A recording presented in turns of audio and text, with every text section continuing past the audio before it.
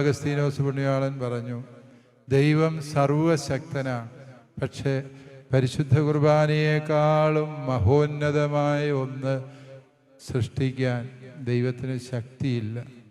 ദൈവം സർവജ്ഞാനിയാണ്, പക്ഷേ ദൈവമായ കർത്താവിന് പരിശുദ്ധ കുർബാനയേക്കാളും വലിയ ഒരു രഹസ്യത്തെ വെളിപ്പെടുത്താൻ ജ്ഞാനമില്ല. അതുപോലെ തന്നെ ദൈവമായ കർത്താവ് അവിടുത്തേക്ക് സർവസമ്പത്തിൻ്റെയും ഉടമയാണ്, പക്ഷേ പരിശുദ്ധ കുർബാനയേക്കാളും മഹത്തരമായൊരു ദാനം നമുക്ക് തരാൻ ദൈവത്തിൻ്റെ കയ്യിൽ ഒന്നുമില്ല. വിശുദ്ധന്മാരെല്ലാം ഈ രഹസ്യം ഗ്രഹിച്ചവരാണ്. വിശുദ്ധരും നമ്മളും തമ്മിലുള്ള വ്യത്യാസം എന്ത് എന്ന് ചോദിച്ചാൽ എനിക്ക് ഒറ്റവാക്കിൽ പറയാൻ തോന്നുന്നത്, വിശുദ്ധർക്ക് പരിശുദ്ധ കുർബാനയുടെ രഹസ്യം വെളിപ്പെട്ട് കിട്ടി, നമുക്കത് വെളിപ്പെട്ട് കിട്ടിയിട്ടില്ല. അതുകൊണ്ട് തന്നെ നമ്മൾ പരിശുദ്ധ കുർബാനയുടെ മഹത്വവും ആ തിരുസാന്നിധ്യം നമ്മുടെ ജീവിതത്തിൽ പകരുന്ന യഥാർത്ഥ സന്തോഷവും അറിയാതെ ജീവിക്കുന്നവരാണ്. നിധി കണ്ടെത്തിയിട്ടും വയല് വാങ്ങാത്തവരാണ് നമ്മളിൽ പലരും. വൈദികരായ നമ്മളെല്ലാവരും പരിശുദ്ധ കുർബാനയുടെ തണലിൽ ജീവിക്കുന്നവരാണ്. പക്ഷേ പരിശുദ്ധ കുർബാന നമ്മുടെ ജീവിതത്തിൻ്റെ സന്തോഷമായി എത്രമാത്രം മാറുന്നുണ്ട് എന്ന് ധ്യാനിക്കുമ്പോഴാണ് വിശുദ്ധ അഗസ്തീനോസ് പറഞ്ഞ ഈ സത്യത്തിൻ്റെ പൊരുള് നമുക്ക് മനസ്സിലാക്കാൻ സാധിക്കും. ബഹുമാനപ്പെട്ട സമർപ്പിതരെ, നിങ്ങളെല്ലാവരുടെയും ഭവനത്തിൽ നിങ്ങളുടെ കൂടെ ഈശോ വസിക്കുന്നുണ്ട്. എത്ര പേരാണ് മഠത്തിലുള്ളതെന്ന് ചോദിക്കുമ്പോൾ സിസ്റ്റേഴ്സ് പറയും, ഞങ്ങൾ 3 പേരാണ് ഉള്ളത്, 4 പേരാണ് ഉള്ളത്. യഥാർത്ഥത്തിൽ നിങ്ങൾ ഈശോയെ കൂടാതെയാണ് നിങ്ങളെ എണ്ണുന്നത്. ഈശോയും കൂടി അവിടെ വസിക്കുന്നു. ഈശോയുടെ ആ തിരുസാന്നിധ്യമാണ് നമ്മുടെ പൗരോഹിത്യത്തിൻ്റെയും സന്യാസത്തിൻ്റെയും സന്തോഷം എന്ന് മനസ്സിലാക്കാൻ നമുക്ക് ശ്രമിക്കാം. ദൈവം പരിശുദ്ധ കുർബാനയിലൂടെ ഇങ്ങനൊരു അടയാളം വിളക്കന്നൂർ വെളിപ്പെടുത്തുമ്പോൾ, പ്രിയപ്പെട്ടവരെ, നമ്മളോടൊപ്പം വസിക്കാൻ ആഗ്രഹിക്കുന്ന ഈശോയുടെ കരുണാർദ്രമായ സ്നേഹത്തെ മനസ്സിലാക്കുവാൻ നമുക്ക് കഴിയണം. പരിശുദ്ധ കുർബാനയിലെ പ്രത്യേകിച്ച് വിളക്കന്നൂരിലെ ഈ വെളിപ്പെടുത്തലിനെ ധ്യാനിക്കുമ്പോൾ എപ്പോഴെല്ലാം ഈ പരിശുദ്ധ കുർബാന കയ്യിലെടുത്ത് അതിനെ നോക്കേണ്ടി വന്നു, അപ്പോഴെല്ലാം എനിക്ക് വലിയ സന്തോഷം തോന്നിയത്, നാം പരിശുദ്ധ കുർബാനയിൽ എന്താണോ കാണുന്നു എന്ന് വിശ്വസിച്ചത് അത് സത്യമായും ദൃശ്യമാകുന്നു എന്നുള്ളതാണ് ഈ വിളക്കന്നൂരിലെ വെളിപ്പെടുത്തലിൻ്റെ ആത്യന്തികമായ അർത്ഥം. പ്രിയപ്പെട്ടവരെ, ആ ഒരു വലിയ സന്തോഷം നമ്മുടെ എല്ലാവരുടെയും ഹൃദയത്തിൽ സൂക്ഷിക്കാം. ഇതിനേക്കാളും സുന്ദരമായി, ഇതിനേക്കാളും അർത്ഥപൂർണമായി ഒരു ദിവ്യകാരുണ്യ അടയാളം ലോകത്തിന് വെളിപ്പെടുത്താൻ ദൈവത്തിനില്ല.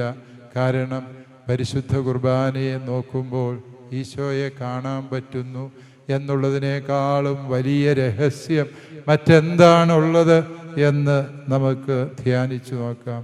മത്തായിയുടെ സുവിശേഷം 11:27 ഈശോ പറയുന്നുണ്ട്, അധ്വാനിക്കുന്നവരെ, ഭാരം വഹിക്കുന്നവരെ, നിങ്ങൾ എൻ്റെ അടുക്കൽ വരുവിൻ, ഞാൻ നിങ്ങളെ ആശ്വസിപ്പിക്കാം.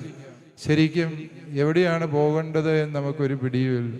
യഥാർത്ഥത്തിൽ നാം പോകേണ്ടത് ഈ പരിശുദ്ധ കുർബാനയുടെ സന്നിധിയിലാണ്. പരിശുദ്ധ കുർബാനയെ സത്യമായും വിശ്വസിച്ച ശേഷം അനുഗ്രഹം പ്രാപിക്കാതെ പോകുന്ന ഒരു മനുഷ്യരും ഈ ഭൂമിയിലില്ല എന്നത് പരമമായ സത്യമാണ്. വിശുദ്ധ അഗസ്തീനോസ് പുണ്യവാളൻ തന്നെയാണ് അത് പറയുക. പരിശുദ്ധ കുർബാനയിൽ ഈശോ സത്യമായും എഴുന്നള്ളിയിരിക്കുന്നു എന്ന് നീ ഉറച്ചു വിശ്വസിച്ചുകൊണ്ട് കർത്താവിനോടൊരു കാര്യം ചോദിക്കുക, അത് സംഭവിച്ചിരിക്കും. സംഭവിക്കുന്നില്ല എങ്കിൽ നിന്റെ വിശ്വാസത്തിൻ്റെ ഉറപ്പിനെ കുറിച്ച് നീ ഗൗരവമായി ധ്യാനിക്കണം എന്നുകൂടി വിശുദ്ധൻ നമ്മെ പഠിപ്പിക്കുന്നുണ്ട് എന്ന സത്യം പ്രിയപ്പെട്ടവരെ ഓർക്കുക.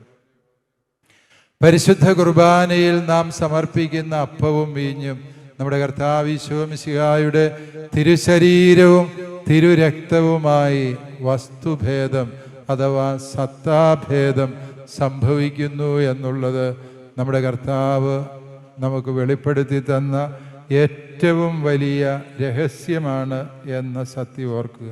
ഇതെങ്ങനെയാണ് സംഭവിക്കുക എന്ന് ചോദിച്ചാൽ, പരിശുദ്ധ കുർബാനയിൽ ഈശോ അരുളി ചെയ്യുന്ന തിരുവചനത്തിൻ്റെ ശക്തിയാലും സ്വർഗം തുറന്ന് ഇറങ്ങി വരുന്ന പരിശുദ്ധാത്മാവിൻ്റെ പ്രവൃത്തിയാലും നാം സമർപ്പിച്ച അപ്പവും വീഞ്ഞും നമ്മുടെ കർത്താവിൻ്റെ തിരുശരീരവും തിരുരക്തവുമായി മാറും.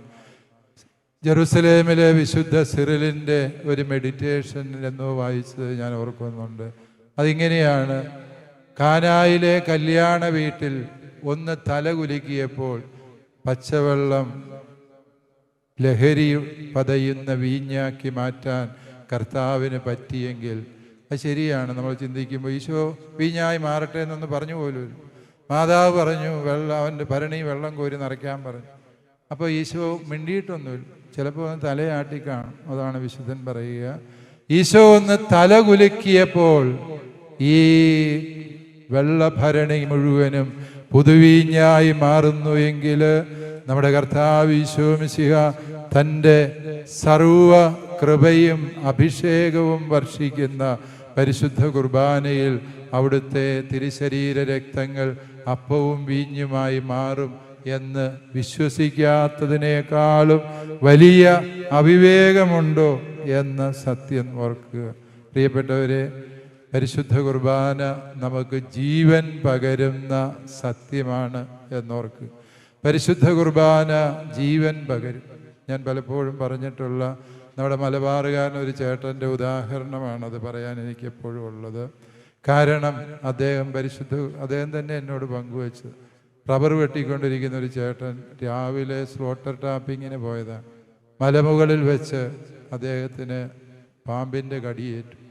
രാവിലെ 2 മണി സമയം, ഒരു 1.5 കിലോമീറ്റർ എങ്കിലും മലയിറങ്ങിയെങ്കിൽ മാത്രമേ ഒരു ചികിത്സയ്ക്കുള്ള സാധ്യതയുള്ളൂ.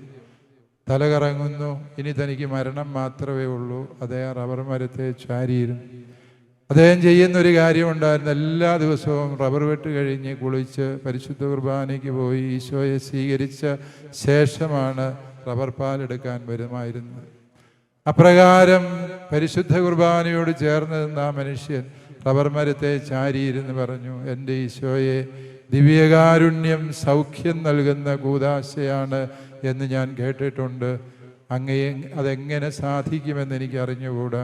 പക്ഷേ ഞാൻ ഇതുവരെയും സ്വീകരിച്ച പരിശുദ്ധ കുർബാനയുടെ ശക്തിയാൽ ഞാൻ ജീവനുള്ളവനായിത്തീരും. അതേ എഴുന്നേറ്റ് ബാക്കി 300 റബ്ബറും കൂടി വെട്ടി പതിവ് പോലെ കുളി കഴിഞ്ഞ് പള്ളിയിൽ പോയി വികാരിച്ചനോട് കുർബാന കഴിഞ്ഞപ്പോൾ പറഞ്ഞു, എന്നെ പാമ്പ് കടിച്ചു. പരിശുദ്ധ കുർബാനയിലെ ഈശോ എന്നെ സുഖപ്പെടുത്തി. ആ വികാരിച്ചൻ ഇവിടെ ഇരിപ്പുള്ളത് കൊണ്ട് ഞാൻ അത്രേ പറയുന്നുള്ളൂ. ആ വികാരിച്ചൻ പറഞ്ഞു, നീ ചുമ്മാ പൊട്ടത്തരം പറഞ്ഞുകൊണ്ടിരിക്കാതെ പോയി ചികിത്സിക്കാൻ പറഞ്ഞു. പക്ഷേ അദ്ദേഹം ചികിത്സിക്കാനൊന്നും പോയില്ല. പരിശുദ്ധ കുർബാനയിലെ ഈശോ അദ്ദേഹത്തെ സുഖപ്പെടുത്തി. പ്രിയപ്പെട്ടവരെ, ഈ മലബാറുകാരൻ്റെ പരിശുദ്ധ കുർബാനയോടുള്ള ഭക്തി, അതാണ് അവൻ്റെ ജീവിതത്തിൻ്റെ എക്കാലത്തെയും കരുത്ത് എന്ന് നമുക്കറിയാം. നമ്മുടെ പിതാക്കന്മാർ എങ്ങനെ ഈ മലമുകളിൽ വന്ന് വാസമുറപ്പിച്ചു എന്ന് ചോദിച്ചാൽ, അവർ പരിശുദ്ധ കുർബാനയെ കണ്ട്, പരിശുദ്ധ കുർബാനയെ നോക്കി, പരിശുദ്ധ കുർബാന സ്വീകരിച്ച് ആ പരിശുദ്ധ കുർബാനയുടെ ശക്തിയാൽ ഈ മലബാറിനെ കീഴടക്കി എന്ന് പറയുന്നതാണ് സത്യം. നമ്മോടൊത്ത് നമ്മുടെ പുല്ലുമേഞ്ഞ ഷെഡുകളിൽ പരിശുദ്ധ കുർബാനയായി ഈശോ വസിച്ചു എന്ന് നാം എല്ലാവരും തിരിച്ചറിയും. ആ ദിവ്യകാരുണ്യത്തിൻ്റെ തിരുസാന്നിധ്യം പകർന്ന കരുത്തും ബലവുമാണ് നമ്മുടെ പൂർവ്വപിതാക്കന്മാർക്ക് എന്നും മുന്നോട്ട് വഴികാട്ടിയായി നിന്നത് എങ്കിൽ, ആ പിതാക്കന്മാരിൽ നിന്ന് നമുക്ക് ഈ വിശ്വാസം നഷ്ടമാകാതിരിക്കാൻ ദൈവം തന്ന അടയാളമാണ് വിളക്കന്നൂരിലെ ഈ കൃപയുടെ അടയാളം എന്നോർക്കുക. ഞാൻ വെറും അപ്പമല്ല, നിങ്ങളെല്ലാം കണ്ട് നിങ്ങളെല്ലാം ഭക്ഷിച്ച് ഞാൻ വെറും ഒരു അപ്പമാണ് എന്നാരെങ്കിലും തെറ്റിദ്ധരിച്ച് പോയിട്ടുണ്ട് എങ്കിൽ, നമ്മുടെ കണ്ണുകളെ വിശ്വസിപ്പിക്കാൻ, നമ്മുടെ വിശ്വാസത്തെ ഉജ്ജ്വലിപ്പിക്കാൻ, നമ്മുടെ ആത്മാവിനെ പുനർജീവിപ്പിക്കുവാൻ നമ്മുടെ കർത്താവ് തൻ്റെ തിരുമുഖത്തിൻ്റെ ഛായയെ അത്ഭുതകരമായി ആ തിരുവോസ്തിയിൽ പതിപ്പിച്ചു തന്നിരിക്കുകയാണ്. വെറോനിക്ക പുണ്യവതിക്ക് കർത്താവ് തിരുമുഖം പതിച്ചു കൊടുത്ത ശേഷം തൻ്റെ തിരുസാന്നിധ്യത്തിൻ്റെ അടയാളമായ തിരുമുഖം ഈ ഭൂമുഖത്ത് രണ്ടാമതൊന്ന് പതിപ്പിച്ചത് നമുക്ക് വേണ്ടിയാണ് എന്ന ആ സത്യം പ്രിയപ്പെട്ടവരെ നമ്മുടെ ഹൃദയത്തിൽ സൂക്ഷിക്കാം. പരിശുദ്ധ കുർബാനയോടുള്ള അളവറ്റ സ്നേഹം നമ്മുടെ ഓരോരുത്തരുടെയും ഹൃദയത്തിലുണ്ടാകട്ടെ. പരിശുദ്ധ കുർബാനയോടുള്ള വ്യക്തിബന്ധം, എപ്പോൾ പോയാലും വന്നാലും ഈശോയോട് ആലോചന ചോദിച്ച് ഈശോയോട് സംസാരിച്ചിട്ട് പോകുന്ന മനുഷ്യർ, അവരാണ് യഥാർത്ഥ ദിവ്യകാരുണ്യ ഭക്തർ. വിയാനി പുണ്യാളിനെ ധ്യാനിക്കുമ്പോൾ ഒരു കർഷകൻ പറഞ്ഞതായ ഒരു കഥ പണ്ട് മൈനർ സെമിനാരിയിലെ ധ്യാനത്തിൽ വാരികാട്ടച്ചൻ പറഞ്ഞത് എൻ്റെ മനസ്സിലുണ്ട്. അത് പിന്നീട് വിയാനിയെ വായിച്ചപ്പോഴാണ് അതിൻ്റെ അർത്ഥവും ആഴവും എനിക്ക് വ്യക്തമായത്. ഒരു മനുഷ്യൻ എന്നും രാവിലെ പണിക്ക് പോകുന്നതിന് മുമ്പ് പള്ളിയിൽ കയറി വന്ന് ഈശോയെ നോക്കി കുറച്ചു നേരം ഇരിക്കും, എന്നിട്ട് ഇറങ്ങിപ്പോകും. വൈകിട്ട് വരുമ്പോഴും പെട്ടെന്നൊന്ന് കയറിയിട്ട് കുറച്ചു നേരം നോക്കി ചിരിച്ചു വെച്ചിട്ട് പോകുന്നതാണ്. വിയാനി പുണ്യാളൻ പല ദിവസവും ശ്രദ്ധിച്ചിട്ട് ചോദിച്ചു, നീ എന്നെ ഒരു ഗോഷ്ഠി കാണിക്കുന്ന പോലെ പരിശുദ്ധ കുർബാനയുടെ മുമ്പിൽ വന്ന് ഓടിക്കയറിയിട്ടൊന്ന് കിറി ഓട്ടി കാണിച്ച് വെച്ച് പോകുന്നു. ഉടനെ ഈ പുണ്യാളനോട് കർഷകൻ പറഞ്ഞു, എൻ്റെ വിചാരിച്ച ഞാൻ കിറി ഓട്ടുന്ന ഒന്നുമല്ല. പരിശുദ്ധ കുർബാനയിലെ ഈശോ ഞാൻ കയറി വരുമ്പോൾ എന്നോട് ചോദിക്കും, അലോഷ്യസേ നീ ഇന്നും വന്നല്ലേ, സന്തോഷം, നിന്നെ കാണുന്ന എനിക്ക് ഇഷ്ടമാണ് എന്ന് ഈശോ പറയും. അപ്പോൾ എനിക്ക് സന്തോഷമാണ്.